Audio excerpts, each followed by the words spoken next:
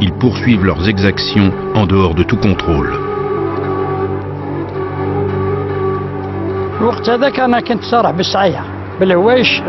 À cette époque-là, je gardais les troupeaux ici.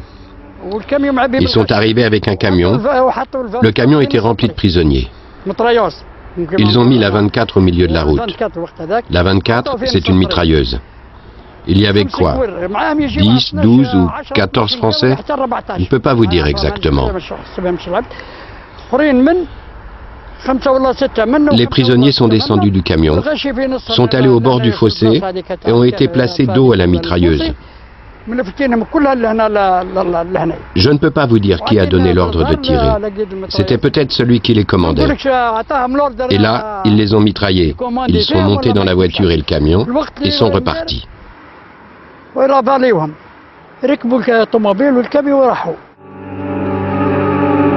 Arrestation arbitraire, exécution collective, la répression tourne au règlement de compte racial, comme nous l'apprend un rapport officiel signé par le commissaire Berger.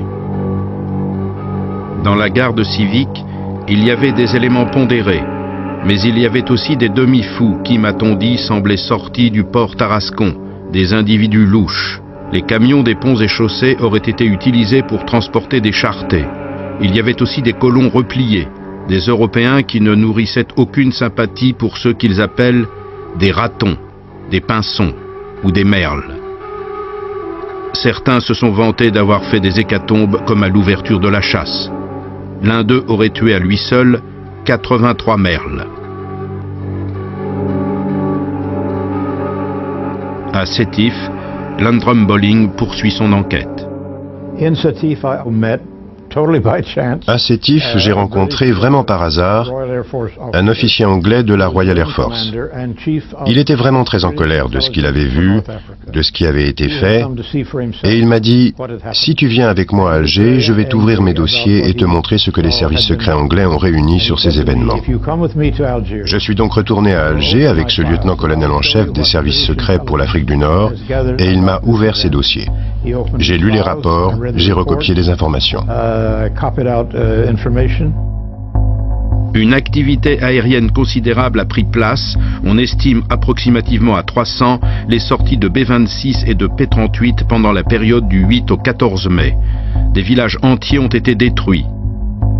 Les autorités médicales françaises ont estimé qu'au moins 6 000 Algériens ont été tués et 14 000 blessés.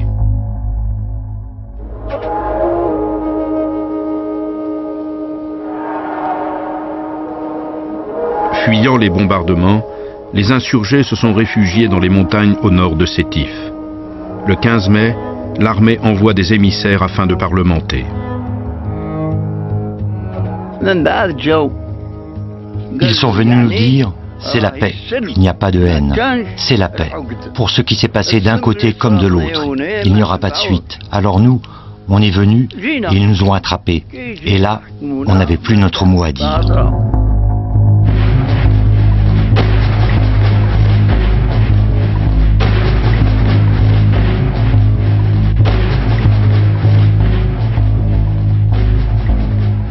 Quand l'armée les a arrêtés, ils ont défilé dans le village.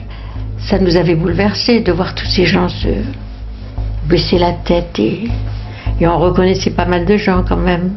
Ils baissaient la tête et et ça a défilé pendant des heures et des heures, des heures et des heures, parce qu'il y avait tous les Arabes des douars alentours, de tous les douars qu'on avait. Et ils ont été obligés de se rendre. Et voilà. Et ensuite, les militaires ont fait leur travail.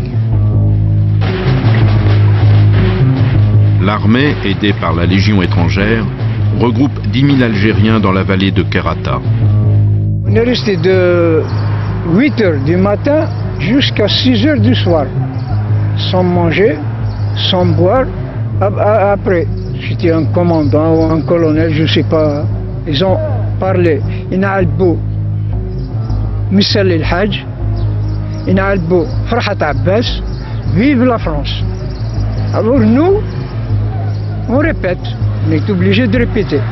Sinon, parce que on sait ce qui nous attend. les militaires donnent des armes non chargées aux Algériens et les photographient. Cette mise en scène a pour but de rassurer la population française en montrant que l'armée a rétabli l'ordre.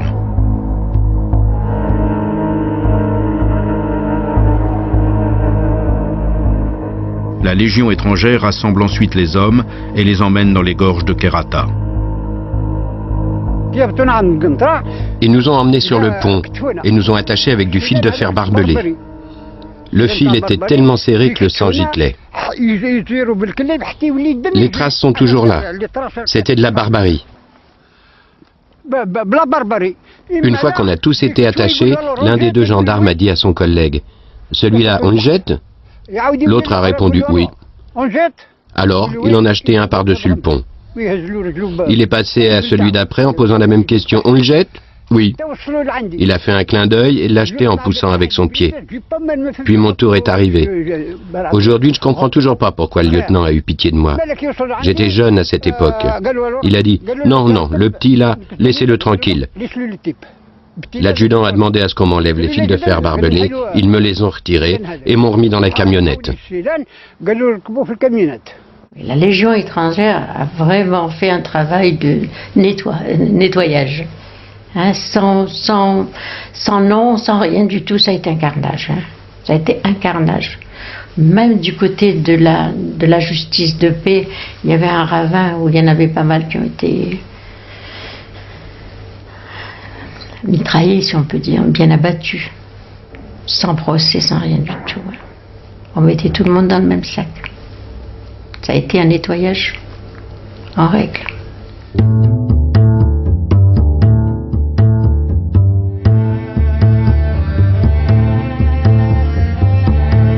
En métropole, malgré la censure, des articles commencent à dénoncer la répression menée en Algérie.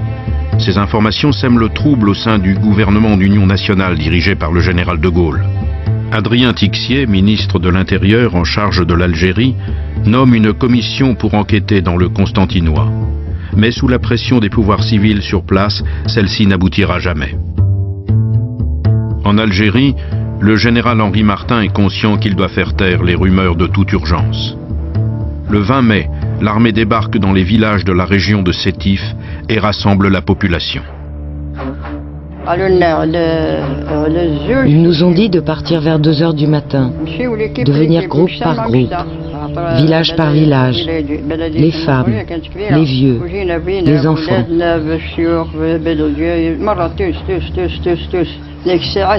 Certains pleuraient, d'autres criaient. Des femmes ont accouché sur la plage. Des enfants pleuraient. Nous avions faim.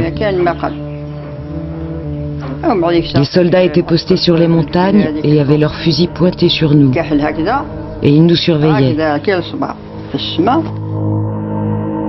Au terme d'une marche épuisante dont ils ignorent le but, 15 000 villageois sont réunis sur la plage de Melbou. Levée de drapeau, parade militaire. Devant les photographes, ils vont devoir assister à une véritable démonstration de force parfaitement orchestrée et se prêter à ce qu'on appelle une séance de soumission.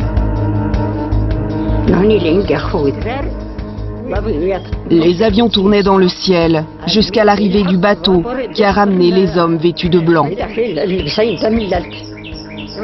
Les avions continuaient à tourner au-dessus de nos têtes. Les balles crépitaient. Les tambours retentissaient. Dès leur arrivée, les avions ont commencé à bombarder. À chaque passage, les avions se relayaient dans le ciel et lâchaient leurs bombes. Ils bombardaient le rivage. Officiels britanniques et français d'Algérie sont conviés à cette cérémonie militaire. À la tribune, le général Henri Martin entame un discours éloquent.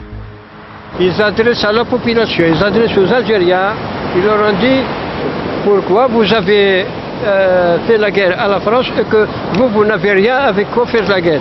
Ils ont dit qu'eux, ils ont des armes, ils ont des avions, ils ont des bateaux, et les Algériens, ils n'ont rien, ils ont que les mains, ils ne peuvent pas combattre la France.